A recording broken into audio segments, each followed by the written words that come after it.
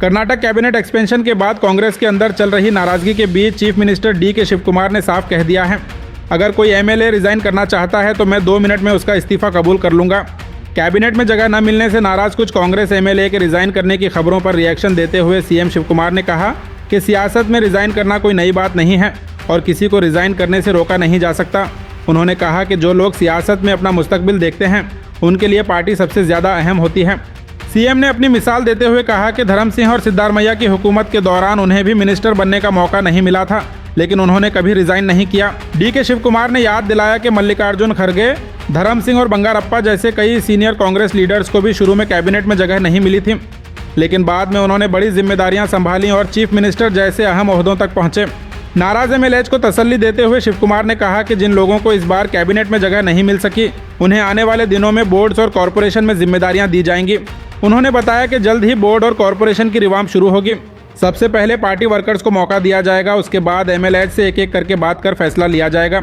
Cabinet expansion पर उठ रहे दीगर सवालों के जवाब देते हुए सीएम ने कहा कि इस मामले पर वो पहले ही अपनी बात रख चुके हैं और फिलहाल इससे ज्यादा कुछ कहना नहीं चाहते। अब देखना होगा कि सीएम शिवकुमार की यह अपील नाराज कांग्रेस एमएलएओं को मना पाती है या कैबिनेट एक्सपेंशन के बाद शुरू हुआ सियासी तनाव आगे भी जारी रहेगा। अल्ताइबा स्कूल गुलबर्गा का मशहूर इदारा, जहां qualified teachers, smart classes, library, science और स्पोर्ट्स ग्राउंड के साथ दीन और दुनिया दोनों की बेहतरीन तालीम दी जाती है। निन्ने रात्रिನೇ ಏನು ಹೇಳಬೇಕು ನಾನೆಲ್ಲ ಹೇಳಿದ್ದೀನಿ, ಏನಾದ್ರು ಇದ್ರೆ ಖಂಡಿತ ನಿಮ್ಮನ್ನ ಕರಿತೀನಿ।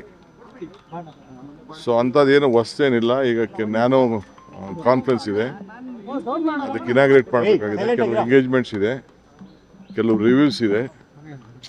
ಎಲ್ಲ ಮಂತ್ರಿಗಳಿಗೆ ನಾನು ಕೂಡಲೇ ನಾಳೆಯಿಂದನೇ ಎಲ್ಲ ಬರ ಪರಿಹಾರಕ್ಕೆ, ಬರ, ಅತಿವೃಷ್ಟಿ, ಅನಾವೃಷ್ಟಿ ಇವಕ್ಕೆಲ್ಲ ಭೇಟಿ ಮಾಡಬೇಕು ಅಂತ ಹೇಳಿದ್ದೀನಿ, ಟೈಮ್ ವೇಸ್ಟ್ ಮಾಡಿಬಿಡಿ ಅಂತ। ಸೊ ನಾಳೆಯಿಂದನೇ ಎಲ್ಲ ಜಿಲ್ಲೆಗಳಿಗೆ ಹೋಗಬೇಕು ಅಂತ, ಎಲ್ಲ ಆಫೀಸರ್ಸ್ಗೂ ಎಲ್ಲ ಸೈಟ್ ವಿಸಿಟ್ಗೆ ಏರ್ಪಾಡು ಮಾಡಬೇಕು ಅಂತ ಇನ್ಸ್ಟ್ರಕ್ಷನ್ ಕೊಟ್ಟಿದ್ದೀನಿ। ಸೊ ಆ ಕೆಲಸದಲ್ಲಿ ಎಲ್ಲರೂ ಕೂಡ ತೊಡಗ್ತಾರೆ, ಎಲ್ಲ ಜಿಲ್ಲೆಗೆ ಹೋಗಬೇಕು ಅಂತ। ಸಾಮೂಹಿಕ ರಾಜೀನಾಮೆ ಕೊಡ್ಲಿಕ್ಕೆಲ್ಲ ಮುಂದಾಗಿದ್ದಾರೆ ಸರ್। ಯಾರು ನೋಡಿ, ರಾಜೀನಾಮೆ ಕೊಡೋರು ಇವೆಲ್ಲ ರಾಜಕೀಯದಲ್ಲಿ ನಡೀತಾ ಇರೋದೆ। ರಾಜೀನಾಮೆ ಕೊಡೋರ ಬಗ್ಗೆ ಯಾರು ತಡೆಯೋಕ್ಕಾಗಲ್ಲ। ಪಾರ್ಟಿ ಬೇಕು, ಅವ್ರಿಗೂ ಭವಿಷ್ಯ ಬೇಕು ಅಂತಂದ್ರೆ ಪಕ್ಷ ಇದ್ರೆ ಇದು। ನನಗೆ ರಾಜೀನಾಮೆ ಕೊಡ್ಬೋದೈತಲ್ಲ, ನಾನು ಧರ್ಮ್ ಸಿಂಗ್ ಕಾಲದಲ್ಲಿ, ಬೇರೆ ಕಾಲ, ಸಿದ್ದರಾಮಯ್ಯವ್ರ ಕಾಲದಲ್ಲಿ ಎಲ್ಲ ನನ್ನ ಮಂತ್ರಿಗೆ ತಪ್ಪಿಸ್ತಾರಾದಾಗ ನಾನು ಪರಮೇಶ್ವರ್ ಇಬ್ರು ತಾಳ್ಮೆಯಿಂದ ಇರಲಿಲ್ವಾ? ನಿನ್ನೆ ಯಾರು ಹೇಳಿಲ್ವಾ? ನಾನು ವೀರೇಂದ್ರ ಪಾಟೀಲ್ ಕಾಲದಲ್ಲಿ ಬಂಗಾರಪ್ಪನವ್ರಿಗೆ ಕೊಟ್ಟಿರಲಿಲ್ಲ, ಖರ್ಗೆ ಸಾಹೇಬ್ರಿಗೆ ಕೊಟ್ಟಿರಲಿಲ್ಲ, ಧರ್ಮ್ ಸಿಂಗ್ಗೆ ಕೊಟ್ಟಿರಲಿಲ್ಲ, ಅವರೆಲ್ಲ ಚೀಫ್ ಮಿನಿಸ್ಟರ್ಗಳಾಗಲಿಲ್ವಾ? ಇವೆಲ್ಲ ಪೇಷನ್ಸಿಂದ ಈ ಸಂದರ್ಭದಲ್ಲಿ ಇರಬೇಕಾಗ್ತದೆ। Party is very much important. ಯಾರು ರೆಸಿಗ್ನೇಷನ್ ಕೊಟ್ಟರೆ within few minutes I am going to accept. ನಾನು ಈಗಾಗಲೇ ಎಲ್ಲ ನಮ್ಮ ಬೋರ್ಡು, ಕಾರ್ಪೊರೇಷನ್ನು ರಿವ್ಯಾಂಪ್ ಮಾಡ್ತಾ ಇದ್ದೀನಿ। ಎಲ್ಲ ನಮ್ಮ ಆಗಲೇ ಟೈಮ್ ಆಯಿತು, ಎಲ್ಲರೂ 2 ವರ್ಷ ಅಂತ ಮುಂಚಿತವಾಗಿ ನಾವು ಹೇಳಿದ್ದು, ಮಂತ್ರಿಗಳಿಗೂ ಹೇಳಿದ್ದು ಅದನ್ನು ನಾವು ಮುಂಚಿತವಾಗಿ 2 ವರ್ಷ।